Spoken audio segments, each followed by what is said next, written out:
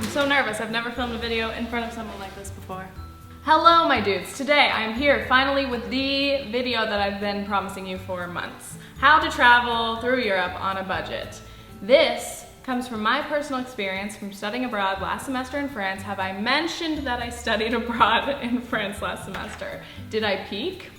Maybe. So obviously a lot of my experiences are relevant to Western Europe, obviously only the countries that I went to, some of Central Europe, so this doesn't apply perfectly to everyone, but I've got tips and tricks, you guys. Here we go. First thing, obviously this is kind of thinking like from the United States to Europe because I don't have any other experience, so if you're coming from a different place other than the States, I don't know what to tell you, but most of this will still apply. Anyway, I would recommend, if you're trying to do a trip like this, go for as long as you can. I would recommend at least like 3 weeks. The most expensive part, most likely, will be your round trip plane ticket. So go for a long time so that you're not like paying for this big plane ticket and like only going for a week. That's what I would recommend, but I don't know. As far as flights to Europe and back go, I just checked Google Flights. That's what I use usually for most of my flights. Depending on what airport, that's what it's called. Depending on what airport you're flying out of, it can be more or less expensive. Obviously, if you fly out of a bigger airport, those tend to have better deals. So just do your research. Obviously, buy tickets like in advance. I'm going to Europe tomorrow, Mom. Dumb. Also, something that will impact prices is like what season it is. Obviously, during the summer, it's probably gonna be more expensive, or around the holidays. Don't know. So if you're really trying to budget travel, you're just gonna have to like travel when it works or accept that's gonna be more expensive. So for flights, I put a range of, in US dollars, $400 to about $1,000 for your round trip flight. Could be more, probably not gonna be less. After that big painful purchase, there's more things to spend money on.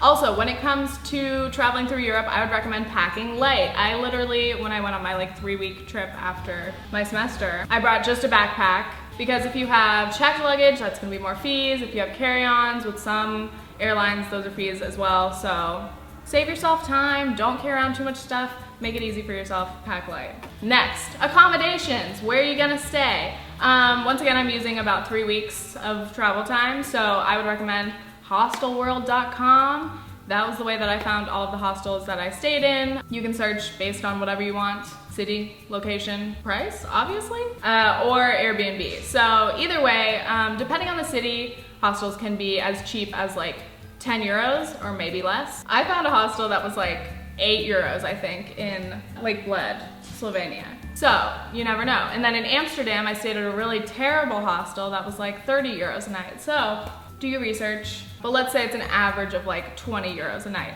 that you need to budget. And then as far as Airbnb goes, I love Airbnb. I'm a little impartial to it. Because after a while, hostels get really like depressing and uncomfortable, but that's just me. So if you're doing Airbnb, you can do like private rooms, or you can ball out and get a whole private place, or you could just couch surf. Check out couchsurfing.com if you're into that, if you're really trying to budget. Okay, next, my favorite thing, getting around. My absolute favorite company of all time, my entire Europe study abroad experience, Flixbus, baby. Flixbus is literally just a regular like bus company, but I love it so much. You can get the app, you can go online. The buses are like anywhere from like 5 euros sometimes up to like 35, but usually around like 15 euros. So I used Flixbus to get like everywhere. Anyway, yes, I would recommend buses because I mean, a lot of people are like, oh, check out Ryanair for cheap flights. It's like, yeah, it's true, they are cheap. But then you have to get to the airport, you have to do the whole thing. I'm sweating, it's not showing, is it? It's fine. And sometimes going to the airport takes like almost as long as it would take to just like take a bus there. So anyway, you can do Ryanair if you want. Some of those flights are like 20 euros, super easy. There's also a lot of like under 25 deals for the youth, for the students. So check out like by country, or if you're a student studying abroad, check out what's available to you. For me, while I was in France, we had a thing called Cartres, where we could literally ride a bus for 2 euros all day. So check it out, look things up, do a lot of research. That's basically what my #1 tip is, do research. Another great app, just to use all the time, is the Lonely Planet Guide app. Basically, it has like a bunch of major cities, and you can go there and see all kinds of different like attractions and restaurant recommendations and museums and whatever. It'll tell you fun facts about the city, and it's great. I used it the whole time I was traveling, and it really helps you like get ready to be wherever you're gonna be. Another thing, get a credit card that has no foreign transaction fees if you can. I have the Southwest like rewards card. So when I was traveling, there were no fees for everything that I paid for. So most of the time I just charged it on my credit card and forgot about it. And now I am paying that bill, painfully. But really, you can rack up a lot of fees if you're not careful, if you don't know like what the terms are for your cards. So make sure you look that up. Obviously, it helps to have cash. Carry around some euros or whatever the local currency is. But also be careful with ATMs, because some ATMs will rip you off and they'll give you tons of extra fees. Like, if you ever see an ATM that's not associated with a bank and it just says like ATM, you should be sketched out by that. So I would say don't use those ATMs. What else, guys? This is why I haven't made this video, because it's like, what else? I don't know. Basically, there's a lot of opportunities to save money if you just look into things. Museums and other like attraction kind of things usually have like a day for students or a like reduced price or a free day. So if you look into that, you can save money on things like that. I would definitely recommend doing museums and stuff. That was like some of my favorite cultural experiences. When it comes to food, obviously it's up to you if you want to like grocery shop and like try to cook when you can, but if you're in a hostel it might be kind of hard. But if you're eating like local food or eating at fresh markets, you can usually just spend a couple euros or whatever, and it's not that expensive. So I went through and did some math. Did some math for you guys. I know. So imagine 3 weeks. This is my range. This is like on the cheaper end, okay? So let's say you got lucky and you found like a $400 round trip flight. Imagine you are spending about $20 a night on your housing, your hostel or whatever, times 21 days. That's $420.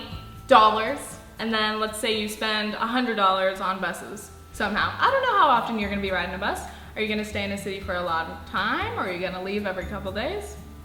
I don't know your plans. And then we've got an extra budget of like 30 euros a day. Why did I do euros and dollars? Confusing. But you will just need to be spending money on food and other things. So that's on the lower end. 30 euros a day times 21 days, that's 630 euros. So that came out to be at least 1,600 US dollars, which is 1,377 euros. And then on the higher end, let's say your ticket was around $1,000. And then you're spending $20 again on housing every day, and then 300 for your buses or trains or flights or whatever. 50 euros a day. You're balling out every day, spending a little bit more money.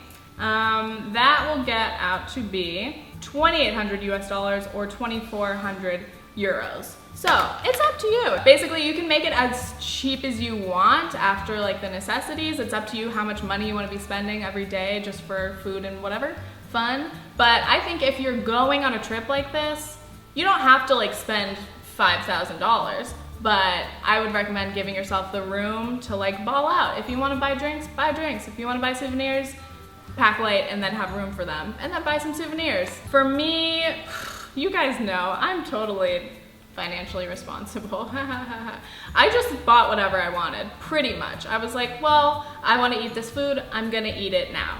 And I didn't tell myself no the whole time I was in Europe, which is a scary thing to say. Anyway, that's my tips, guys. That's my tips. You guys have asked me how much it costs, or what it's like, or how to save money, and those are what I can recommend. If you guys have any other tips for each other, please share, because of course, I don't know it all, and there's always other tricks and tips. Claire, do you have any tips and tricks? No. Claire doesn't have any tips and tricks. Thank you guys so much for watching. I'm sweating. I miss you guys. Okay, thanks. Bye.